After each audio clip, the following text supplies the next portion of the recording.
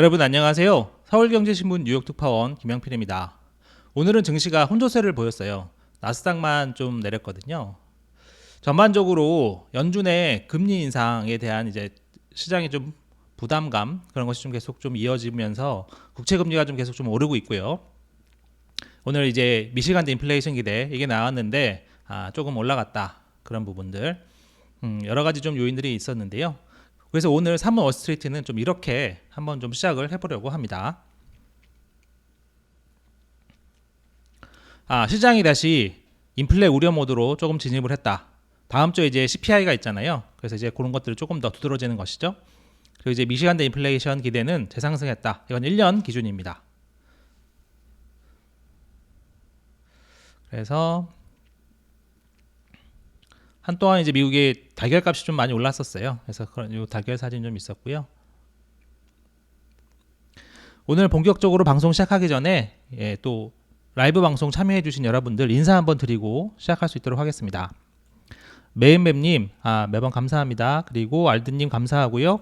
신영기님 반갑습니다. 더킹칸님 감사하고요. 흰님 안녕하세요. 내맘심쿵님 감사합니다. 이신의 망나님 고맙습니다. 정진호님 반갑고요. 빅보스님 반갑습니다. 예, 오늘 토요일 아침일 텐데 찾아주셔서 감사하고요. 오늘 내용도 최대한 좀 내실 있게 알아볼 수 있도록 하겠습니다. 오늘 이제 미국 주요 증시 주요 지수가 나스닥이 아까 말씀드렸던 대로 0.6% 좀 하락했고 S&P 다우는 조금씩 올랐습니다. 오늘 전반적으로 10년물 국채가 좀 3.74%까지 올랐거든요. 그 고용보고서 발표 이후에 전반적으로 국채 금리가 좀 계속 좀 상승세라는 점, 그 부분을 좀 아실 필요가 있겠습니다. 나스닥 지수 보시면 요게 지금 딱 10시입니다. 10시에 미시간대 자료가 나왔거든요. 그 이후에 좀 확 떨어진 거 한번 보이시죠? 미시간대 인플레 기대에 대한 조금 부담감이 있었던 것 같습니다. 그 이후로 어쨌든 다시 또 상승했다가 다시 또 하락하고 올랐다가 다시 하락하고, 그래서 어쨌든 오늘 하락 마감했다는 거. 국채금리 부분이 좀 계속 부담이 가는 부분이 있겠지요. 나스닥 같은 경우에는요. 달러 인덱스도 한 103.67 부분까지 올랐습니다. BOJ 소식은 아실 테니까 간단하게만 그냥 보시면 될 것 같아요. 처음에는 이제 이 사람이 임명이 돼서 좀 이제 매파적으로 시장이 해석을 했었는데 현 통화 정책이 좋다, 뭐 유지해야 된다, 본인이 그런 얘기를 한 다음에 다시 또 좀 돌아섰죠. 오늘 이제 금요일이니까 다음 주 이제 14일 얼마 남지 않았습니다. 그래서 CPI를 발표를 앞두고 시장이 조금 이제 조심 모드로 들어갔다는 거, 그런 내용 말씀드리면서 빠르게 오늘 내용 어떤 것들이 있는지 알아보도록 하겠습니다. 그래서 사실 이제 미시간대 자료가 좀 중요하겠죠. 미시간대 자료를 같이 한번 보시죠. 이게 미시간대 인플레이션 기대 자료입니다. 왼쪽이 이제 요 줄이 1년이고요. 요 줄은 5년입니다. 그 오늘 보시면 1년 2월치죠. 2월에 이제 1년 인플레이션 기대가 4.2%가 나왔어요. 원래는 4.0%가 나올 거라고 예상을 했거든요. 근데 0.2%포인트 높았죠. 그리고 또 하나 중요한 게 작년 10월부터 계속 쭉 하락세였습니다. 5.0, 4.9, 4.4, 3.9까지 쭉쭉쭉 내려왔었죠. 근데 2월에 다시 위로 튀었습니다. 물론 이제 연준 입장에서는 단기 인플레이션 기대도 중요하지만 장기 인플레이션 기대가 더 중요하긴 해요. 5년 이상 보시면 2.9% 나왔죠. 그래서 이제 예상치와도 같았습니다. 그리고 이제 좀 장기 좀 추세 2.9에서 3.1 안에 있기 때문에 이거는 좀 괜찮다. 하지만 1년 인플레이션 기대가 다시 좀 뛰었다. 좀 약간 좋지 않은 연준 입장에서도 조금 신경이 쓰이는, 뭐 이것 때문에 정책을 바꾸거나 그러진 않지만 신경이 쓰이는 그런 요인이 되겠습니다. 그 추가로 보면 이제 이게 보통 미시간대 조사할 때 인플레이션 기대도 나오고, 사실 이건 약간 원래는 부차적인 건데 소비 심리 지수가 더 중요하죠. 근데 이제 워낙 인플레이션이 높다 보니까 인플레이션 기대를 자주 전해드리는데, 소비 심리 지수 이것도 나왔는데 이것도 예상치보다 좋았어요. 두 개를 합치면 소비 심리 지수가 좋고 인플레이션 기대가 단기적으로 높다. 이거는 결과적으로 경제가 당분간은 좀 버틴다, 이런 얘기지 않겠습니까? 그래서 그 얘기인즉슨 한 번 더 설명을 드리면 경제가 당분간 버틴다. 그 얘기는 더 높은 금리를 더 오래 좀 가져갈 필요가 있겠다. 그런 결론이 나오는 거죠. 그래서 이제 오늘 증시에 좀 영향을 준 겁니다. 추가로요. 소비 심리 지수 좋았던 거는 결국 결과적으로 다 강한 고용 덕입니다. 그래서 추가로 보시면 이제 노동부가 매년 이제 그 수치 조정을 한번 합니다. 연이 끝나면 지난번에 이제 고용도 한번 이렇게 정리를 한번 했었잖아요. 이제 계절 조정치 이런 거 좀 조정도 좀 하고 이렇게 해서 하는데 이번에 CPI도 한번 했어요. 이거 매년 하는 겁니다. 특별한 건 아니고 매년 하는 건데 이번 했더니 작년 12월에 원래 전월 대비 마이너스 0.1%였거든요. 그래서 이제 마이너스 인플레다 이렇게 좀 상징적인 의미가 있었습니다. 근데 그게 이번에 플러스 0.1로 바뀌었어요. 그리고 10월도 0.4에서 0.5. 이거 전부 다 전월 기준입니다. 11월도 0.1에서 0.2로 올라갔다. 그래서 이게 뭐 전체적인 그림을 뭐 이것 때문에 바뀌는 건 아니지만 조금 상방향이 좀 계속 있는 것 같다. 전반적으로 계속 좀 올라가는 그 모습이 보이는 거잖아요. 수정을 했더니 과거 거를 다 수정을 했더니 조금씩 다 올라갔다. 이거는 전반적으로 좀 상승 리스크가 좀 있는 것 같다. 그래서 한두 번 전해드렸었지만 1월 CPI 제가 이제 3번 월스트리트 시간에서 몇 번 전해드렸잖아요. 계속해서 전월 대비 0.5%, 전년 대비 6.2%로 예측이 됩니다. 근원 같은 경우 0.4, 5.5로 나오잖아요. 결과적으로는 제가 한번 또 말씀드렸지만 중고차 가격 재상승, 그다음에 휘발유값 상승, 그것 때문에 헤드라인 수치에 좀 영향을 주는 거거든요. 물론 이제 그 계속 말씀드리지만 그 초근원, 슈퍼근원 서비스 그게 중요하겠죠. 근데 이제 중요한 거는 헤드라인 수치 이거 좀 이렇게 계속 전월 대비 안 좋게 나왔을 때 이 부분을 좀 어떻게 볼 것이냐. 이거 그냥 무시하고 갈 수 있느냐. 인플레가 다시 상승할 기미가 보이는데 그냥 무시할 수 있는 것이냐. 이런 부분들이 관건이겠죠. 그래서 시장도 계속 좀 조심 모드로 들어가고 있는 겁니다. 분위기가 또 왜 그러냐면 오늘 이제 또 이제 앞서서 이제 러시아가 뭐 대서방 보복을 위해서 뭐 가격 상한제에 대한 보복이죠. 3월부터 50만 배럴씩 그 감산을 한다고 했어요. 그래서 이제 오늘 WTI가 한 2% 넘게 올랐죠. 장중에는 $80 넘기도 했었습니다. 근데 이제 요거는 좀 그 분석이 좀 갈리긴 합니다. 어차피 뭐 서방에서 가격 상한제 하고 뭐 수입 금지 뭐 이런 거 했으니까 어차피 줄일 수밖에 없었다. 그러게 뭐 크게 뭐 의미는 없는 것이다. 이렇게 보는 분들이 제법 있습니다. 하지만 이제 요 부분 러시아의 감산에 중국의 경제활동 재개가 겹치면 유가에 좀 상방 리스크가 있을 수 있다. 이렇게 보는 분들도 있어요. 그리고 추가로 사우디랑 오펙 같은 경우에도 증산할 생각이 거의 없는 것 같습니다. 그러니까 좀 이러면 조금 상방 위험이 있는 거 아닌가 그런 얘기들이 나오는 거죠. 이렇게 얘기가 되면 결국 헤드라인 인플레 좀 영향을 줄 수 있겠습니다. 그래서 지금은 아까 말씀드렸지만 슈퍼코어 서비스가 중요하겠지만 전체적인 인플레이션 흐름도 절대로 무시할 수 없죠. 그래서 이제 전반적으로 분위기가 약간 그 1월에 이제 인플레이션이 다시 좀 이렇게 오르는 부분에 대해서 좀 민감하게 생각하고 있다. PPI를 봐도 그런 흐름이 비슷합니다. 이게 16일입니다. 수정하겠습니다. 16일에 발표될 1월 PPI를 봐도 이게 전월 대비 0.4%거든요. 이게 블룸버그 통신 집계치 중앙값입니다. 그래서 이제 지난해 12월은 마이너스 0.5였습니다. 그러니까 좀 확 좀 바뀌는 거죠. 근원 PPI도 전년 기준 0.3%로 전달보다 0.2%포인트 뛴다.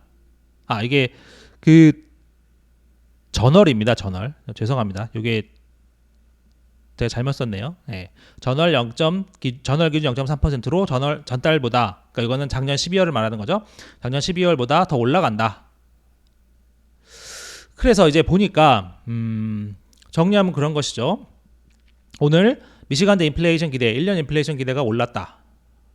그리고 유가 부문, 러시아의 감산, 중국의 이제 경제활동 재개 이런 부분을 좀 상방 리스크가 좀 있는 거 아니냐 그런 분석들이 있다. 그리고 작년에 CPI 수치들을 좀 보정을 했더니 12월 것도 마이너스 0.1에서 전월 대비 기준으로 플러스 0.1로 바뀌었다. PPI도 1월에는 전월 대비 수치가 좀 올라가는 걸로 나온다. 결국 따져보면 1월에 자동 중고차 가격 그리고 휘발유 가격 이런 것들이 좀 흐름이 좀 위쪽으로 있었기 때문에 충분히 이런 건 예측이 가능하나 이런 부분들이 있어서 인플레이션이 다시 좀 상승하는 기미가 될 수도 기미가 보일 수도 있기 때문에 시장은 조금 걱정을 하고 있다. 안 그래도 인플레이션 때문에 그리고 강한 고용 때문에 연준이 기준금리를 좀 더 올릴 수 있다는 불안감이 있는 가운데 인플레이션도 좀 이렇게 나오면 조금 더 그런 걱정들이 많이 생길 수 있겠죠. 왜냐하면 고용이 계속 강하면 이제 뭐 다들 외우실 것 같은데 고용이 계속 강하면 이제 서비스 분야가 둔화되지 않기 때문에 빠르게 둔화하지 않기 때문에 인플레이션이 빨리 안 내려올 수 있습니다. 그래서 이제 레리 서머스 전 재무장관이 이렇게 오늘 얘기를 했어요. 인플레이션에 대한 시장의 컨센서스가 너무 좀 안일하다. 좀 제자리에서 좀 되게 자기 만족적으로 좀 스스로 혼자만 기뻐하고 있다. 물가에 관한 여러 가지 반등 요소들이 있다. 아까 말씀드렸던 뭐 중고차, 그다음에 이제 뭐 유가 부분 뭐 이런 게 있겠죠. 그래서 추가적인 하락, 뭐 어느 정도까지 내려왔지만 더 내려갈 때는 조금 더 힘들어질 거다. 그래서 지금이 인플레이션 타겟으로 되돌아갈 수 있는 수준인지 금리를 더 올려야 될 것 같다. 올려야 될 수 있을 것 같다. 그렇게 얘기를 한 겁니다. 그러면서 지금 사이클이 여기에서 0.25를 뭐 한 번, 두 번 아니면 세 번 올리면 뭐 이제 5.25에서 5.50까지 가는 거죠. 그게 중요한 게 아니라 구조적으로 고금리 고물가로 가는 게 아닌가. 이걸 좀 생각해 봐야 된다. 이렇게 서머스가 오늘 또 얘기했습니다. 그래서 이제 인플레이션에 대한 이제 조심 모드 이게 좀 다시 좀 켜지고 있는 거죠. 그러다 보니까 어제도 제가 한번 짚어드렸었는데 어제 짚어드렸던 내용이 그거잖아요. 이제 침체 우려가 다시 조금씩 고개를 들고 있다. 한동안 이제 연착륙 얘기가 좀 이렇게 지배적으로 나왔었는데 고용이 너무 또 강하다 보니까 침체 우려도 조금씩 고개를 들고 있다. 그래서 이제 오늘 패트릭 하커 같은 경우에는 뭐 연착륙 가능성이 높다. 뭐 그런 얘기를 했었고 UBS에서는 이런 얘기도 했어요. 경기 침체라는 단어를 은퇴시킬 때가 됐다. 뭐 리타이어 시켜라. 뭐 이렇게 그런 얘기를 하기도 했어요. 좀 재밌죠. 뭐 그런 얘기를 하기도 했고 이게 위아래가 바뀌었었네요. 예. 전반적으로 좀 제가 오늘 약간 오타들이 좀 많은데 제가 이제 방송 후에 좀 수정을 할 수 있도록 하겠습니다. 그래서 이제 연착륙 부분이 계속 강하죠. 그래서 제가 이제 이것도 소멸 판매가 다음 주에 나옵니다. 소멸 판매도 제가 중요하다고 말씀드렸잖아요. 근데 오늘 뽑아보니까 전월 대비 1.8%가 나왔어요. 어제만 해도 1.5%였거든요. 근데 하루 새 오늘 아침에는 1.7%였는데 오후에 뽑아보니까 다시 1.8%까지 올라왔어요. 그러니까 소멸 판매가 소비가 생각보다 좀 더 강하다 이렇게 나오는 거죠. 이거는 사실 이게 인플레와도 당연히 연결이 되겠죠. 경기가 좀 괜찮고 소비가 있다는 얘기는 인플레도 좀 견고하다 이렇게 생각할 수 있으니까 연결이 되는 겁니다. 지금. 그래서 지금 앞에서 설명드린 게 인플레이션이 1월에 조금 좀 다시 반등하는 모습을 보일 수 있다. 그런 걱정들이 많다. 그런 게 있었고 그게 이제 연착륙 기대랑도 조금씩 연결이 되는 거죠. 왜냐하면 인플레가 높다는 얘기는 경기가 좀 계속 잘 굴러가고 있다는 뜻이 되니까. 그래서 연착륙 측면에서 보면 어쨌든 소비가 1월 소매 판매가 생각보다 좀 괜찮을 수 있다. 지금 계속 좀 올라가고 있다. 전망치가. 그런 부분이 하나 있고요. 지난해 12월이 마이너스 1.1%였잖아요. 그리고 이제 오픈 테이블, 미국에서 이제 오픈 테이블로 이제 그 식당 예약을 많이 하는데 작년 말에 좀 감소했었는데 예약 숫자가 근데 올해 들어서는 좀 증가하고 있다고 합니다. 그리고 이제 추가로 오늘 뱅크 오브 아메리카에서 뱅크 오브 아메리카가 갖고 있는 신용카드, 그다음 직불카드 사용 그 자료를 오늘 냈거든요. 이겁니다. 2023년이 강하게 좀 시작하는 것 같다. 소비자 지출이. 그래서 신용카드와 직불카드 사용액이 전년 대비 5.1% 증가한다. 작년 12월엔 전년 대비 2.2%였다고 해요. 그에 비하면 좀 많이 늘어났다. 그런 거고 이유를 몇 가지 뽑아놨는데 좀 주목할 만한 부분이죠. 이런 카드 사용 지출이 좀 의미 있는 정도다. 의미 있는 상승이다. 뭐 이렇게 좀 설명을 했어요. 의미가 있다. 그러니까 그냥 조금 늘어난 게 아니라 의미 있을 정도로 소비가 조금 반등하고 있다. 그런 뜻이죠. 그리고 추가로 그런 이유 중에 하나는 왜냐하면 20개 주 넘는 곳에서 최저임금을 올렸다. 임금을 올리면 당연히 소비가 늘어날 수 있겠죠. 그리고 추가로 올해 1월부터 사회보장 연금 이게 8.7%나 늘어난다. 그동안 이제 인플레이션이 강했기 때문에 그러니까 미국 정부가 이걸 좀 뭐 많이 올려줬죠. 근데 그 올린 숫자가 40년 만에 가장 높다. 최저임금도 올라갔고 그 연금, 사회보장 연금도 받는 게 늘어나니까 소비가 좀 늘어나는 것 같다, 증가하는 것 같다. 그래서 1월이 좀 강하다. 이렇게 뱅크 오브 아메리카가 평가를 한 거죠. 뱅크 오브 아메리카는 미국 내 2위 은행이니까 전체적인 흐름을 좀 본다고 봐도 무리는 없겠습니다. 그리고 주택 시장도 조금씩 나아지고 있다. 당연히 뭐 안 좋죠. 마이너스 가격에서 하락하는 건 맞는데 전반적으로 조금씩 분위기가 살아나고 있는 것 같다. 아예 나쁜 게 생각했던 것보다 조금 덜 나쁘다. 이런 거죠. 근데 이제 좀 이런 얘기가 좀 나오더라고요. 봄에 확 좋아질 수 있을 것 같다. 봄에. 미국도 사실 겨울에는 따로 이렇게 주택 수요가 많지는 않거든요. 겨울에는 당연히 다들 그렇겠지만, 그러니까 이제 사실 봄이 되고 날이 풀리고 하면 조금 더 수요가 더 많이 늘어날 수 있을 것 같다. 그런 얘기가 나온다는 겁니다.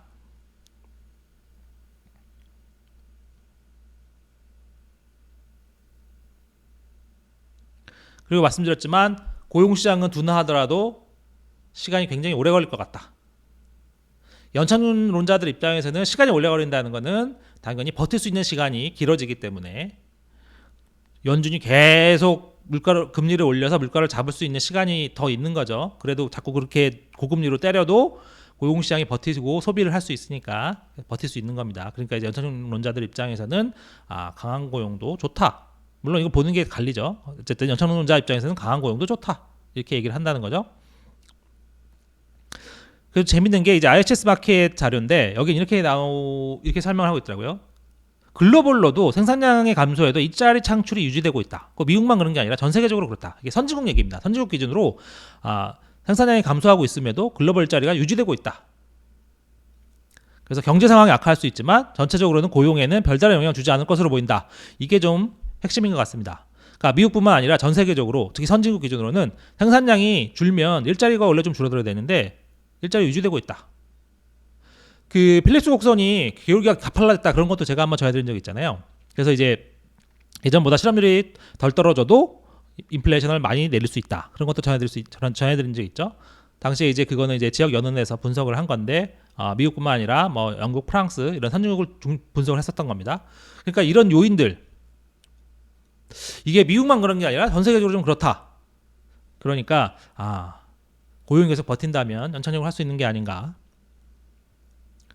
물론 이제 그건 항상 뒤집어 보셔야 된다고 했어요. 경기가 상대적으로 나쁘지 않고 괜찮다는 것은 인플레이션이 높다는 얘기. 그리고 그 얘기는 금리를 더 높게 오래 가져갈 수 있다는 얘기이기 때문에 그걸 항상 양면을 같이 보셔야 된다. 근데 이제 반대 의견도 있습니다. 과도한 고용. 그러니까 이제 고용이 너무 많이 나오잖아요. 너무 많이 나오니까 금리를 더 많이 올리고 더 오래 고금리 유지하지 않겠습니까? 그러면 이제 결국 또 과잉 긴축 우려가 나온다는 거죠. 아니면 고용이 갑자기 붕괴할 수도 있다. 이렇게 지금은 좋지만 갑자기 고용이 상반기 내에 마이너스 나온다거나 그렇게 하면 갑자기 바로 침체로 국면으로 들어가는 거지 않겠습니까? 그래서 오늘 이제 블룸버그 이코노믹스에서 이런 자료를 보고서를 하나 냈어요. 여전히 침체 확률이 높다. 이런 제목의 보고서입니다. 지금 이제 연착륙 확률이 굉장히 높아졌는데 블룸버그 이코노믹스에서 약간 반대적인 보고서를 하나 낸 거죠. 자기들이 경기 침체를 판단할 때 세 가지 수익률 곡선, 그다음에 14가지의 경제 지표를 본다. 그래서 수익률 지표는 2년, 10년, 3년, 3개월, 10년, 3개월과 18개월 선물. 이걸 이제 금리를 이제 스프레드를 보는데 최근에 역전 현상이 굉장히 심해지면서 침체 확률이 상당히 올라갔다. 그러니까 2년, 10년으로 보면 한 66% 이렇게 매칭이 되는 건데요. 어쨌든 여전히 60에서 70%다. 침체 확률은. 이 국채금리 역전으로 보면 한 60에서 70% 침체 확률이 있는 거다. 그리고 자기네들이 따져보는 13개의 지표라고 보면 여전히 침체 가능성이 1년 내 100%다. 이런 얘기를 했습니다. 그래서 이제 다시 한번 정리드리면 인플레이션에 대한 우려들이 있다는 거죠. 오늘 이제 여러 가지 요인들 때문에 인플레이션 우려들이 좀 많이 나왔다. 인플레이션 우려를 생각하다 보면 이게 경기가 생각보다 견고하구나, 잘 나가고 있구나 그런 생각이 나오기 때문에 연착륙이 가능할 수 있다는 사람들의 생각으로 또 이어지는 부분이 있습니다. 연착륙자들의 또 이제 근거들 제가 앞에서 말씀을 드린 거죠. 소비가 생각보다 좀 연초에 좋은 것 같다. 오픈 테이블 예약도 많이 되고 그 다음에 그 소매 판매 이것도 좀 전망치 계속 좀 올라가고 있고 뱅크 오브 아메리카의 카드 사용 내역 이런 게 좀 좋더라. 그리고 주택 시장도 생각보다는 조금 덜 나쁘다. 근데 이제 반대 의견들도 있는 거죠. 국채금리 역전 현상, 그리고 경기가 나중에 빠르게 내려갈 수 있는 부분들, 그런 것들이 있기 때문에 침체 우려가 여전히 높다고 보는 사람들도 있다. 하지만 이걸 두 가지를 합쳐서 생각을 해보면 미국 경제가 현재 견고하게 버티고 있는 것만큼은 사실입니다. 그리고 고용이 강해도 천천히 약해질 거다. 이것만큼은 두 개는 확실한 거죠. 두 개는 확실한 겁니다. 그리고 이걸 합쳐보면 침체 가능성은 좀 떨어진 게 맞는 거고, 침체가 오더라도 그 시기가 좀 뒤로 미뤄질 것이다. 그렇지만 그게 시차 확률이 아예 없다는 얘기는 아니다. 여전히 상당한 리스크가 남아있다. 제 생각이 그렇습니다. 생각이 아직 그렇고요. 그래서 다만 이 부분은 계속 데이터 따라서 변하는 거니까 지금 상황에서는 소프트 랜딩 가능성이 상당히 높아졌고, 그걸 좀 위주로 보시되 침체 리스크를 한쪽에서 잊어먹으면 안 되겠다. 그래서 이제 JP모건 자산운용에서는 이렇게 얘기했습니다. 한 2년 동안 계속 침체 위기가 나올 수 있을 거다. 침체 위기에 계속 빠질 수 있다. 2년 동안.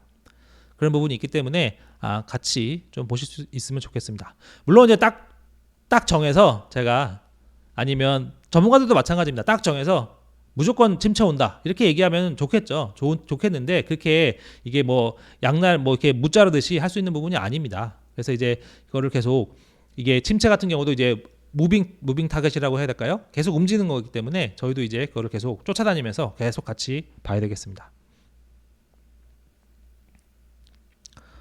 이제 중국 풍선 얘기 좀 계속 전해드리는데, 오늘 또 이런 게 하나 나왔습니다. 미 국방부에서 한 얘기인데, 알라스카 상공에서 오브젝트라고 표현을 하더라고요. 물체를 하나 쏘아 떨어뜨렸다. 근데 그게 뭔지 모른다. 뭐 중국에서 온 건지 목적이 뭔지 모릅니다. 비약인 뭐 물체라고 할 수 있겠죠. 뭐 UFO라고 할 수도 있겠는데, 어쨌든 뭐 물체를 하나 떨어뜨렸다. 근데 크기는 상당히 작다고 합니다. 원래 그 중국 스파이 풍선은 뭐 스쿨버스 2대 크기라고 했는데, 이건 뭐 작은 자동차 규모, 자동차 정도라고 합니다. 어쨌든 미국에서 쏘아 떨어뜨렸을 때는 뭐 비슷한 뭐 상당 의심이 있었기 때문에 떨어뜨렸겠죠. 그리고 이제 미국에 이런 걸 보낼 나라는 뭐 다들 아시겠지만 뭐 중국, 뭐 러시아 뭐 정도 될 텐데, 중국일 가능성이 높겠죠. 예. 민간 비행선이라는 얘기는 좀 설득력이 좀 당연히 지금 상황에는 좀 낮고요. 그래서 이제 미국 같은 경우는 이제 넘어오면 무조건 쏴서 떨어뜨리기로 한 것 같습니다. 여기서도 이제 뭐가 나오느냐 이런 게 또 중요할 텐데, 이것도 이제 잔해를 수거해서 분석을 해본다고 해요. 추가로 이제 한번 짚어드렸었지만 스파이 풍선 문제, 그걸로 이제 대중국 추가 제재 이거 좀 힘이 붙고 있다. 풍선 제작에 관여한 중국기 몇 개를 이제 블랙리스트에 올리는 방안을 검토하고 있다. 조만간 발표할 수도 있다고 해요. 그리고 어제도 말씀드렸지만 거기서 나온 이제 영어로 쓰인 부품, 이게 서방에서 나온 부품일 텐데, 그게 기업이 어디냐에 따라서 해당 기업에 뭐 중국 수출을 하지 마라 뭐 이런 식으로 요구할 수 있겠죠. 말이 요구지 뭐 사실상 예, 하지 마라 뭐 지시에 가깝겠습니다. 이제 증시 상황을 좀 이제 간단하게 한번 또 볼게요. 증시도 이제 워낙 요새 뭐 불확실성이 크기 때문에 딱 똑부러지게 얘기하는 사람은 많지 않습니다. 뭐 실적은 뭐 이건 뭐 계속 업데이트 숫자니까 한번 보시면 될 것 같아요. 예전보다는 좀 어닝 전망치나 매출 전망치를 깨는 것이 좀 줄어든다, 그런 얘기입니다. 중요한 건 결국 14일에 나올 CPI입니다. 미국 시간 14일이고요. 이날이 밸런타인데이입니다. 네, 밸런타인데이. 그래서 이제 CPI가 밸런타인데이의 선물이 될 것인지, 이게 좀 핵심이죠. 그래서 다음 주는 정말로 CPI에 관한 한 주다. 인플레이션 지속적으로 낮아지고 올바른 방향으로 가는 징후가 있다면 연준은 성장세가 강하게 가도록 놔둘 수 있다. 그쵸? 크게 관여하지 않고 내버려둘 수 있다, 이런 거죠. 그리고 이제 CPI를 보면 연준이 언제부터 통화 정책을 완화할 것인지 이걸 좀 판단할 수 있다. 힌트를 받을 수 있다. 그런 부분이 있고, 투자자들 제가 앞에 좀 설명드렸잖아요. CPI뿐만 아니라 소매 판매 데이터도 면밀하게 볼 것이다. 그래서 CPI와 소매 판매가 다음 주의 분위기를 결정할 것이다. 그래서 결국 그런 거죠. 예. 제일 좋기로는 인플레이션은 생각보다 낮고 소매 판매는 생각보다 강하고, 그러면 연착륙자들 생각처럼 잘 미국 경제가 굴러갈 수 있는 거구나 생각을 할 수 있겠습니다. 하지만 이제 그게 수치가 또 어떻게 나오느냐 이게 또 달려 있죠. 그래서 이제 서머스도 오늘 이렇게 얘기했어요. 예. 터뷸런스를 보고 있다. 예. 터뷸런스는 이제 뭐 비행기 타시면 뭐 이렇게 난기류 뭐 이런 거 좀 있지 않습니까? 정말로 이제 판단이 어려운 상황인 것 같아요. 터뷸런스도 많고 뭐 이제 지표가 어떻게 나오냐에 따라서 시장도 왔다 갔다 할 수 있기 때문에 이 터뷸런스는 좀 조심해야 되겠죠. 터뷸런스 구간에 들어가면 좀 조심해야 되겠죠. 비행기 탈 때 이제 난기류 만나면 기장이 맨날 이렇게 얘기하지 않습니까? 앉아서 예, 벨트를 매고 계시라고. 그게 꼭 뭐 무슨 문제가 생겨서가 아니라 좀 최악의 경우를 대비하기 위해서 그런 거니까요. 일단 14일 예, 발렌타인데이 때 CPI 어떻게 나오느냐 이게 조금 중요하겠습니다. 그걸 좀 한번 같이 한번 보시면 CPI 숫자 그리고 소매 판매까지 좋기로는 소매 판매까지 보면 방향을 잡는데 좀 확실히 도움이 될 것 같습니다. 예, 그래서 오늘 준비한 내용은 한 이 정도까지고요.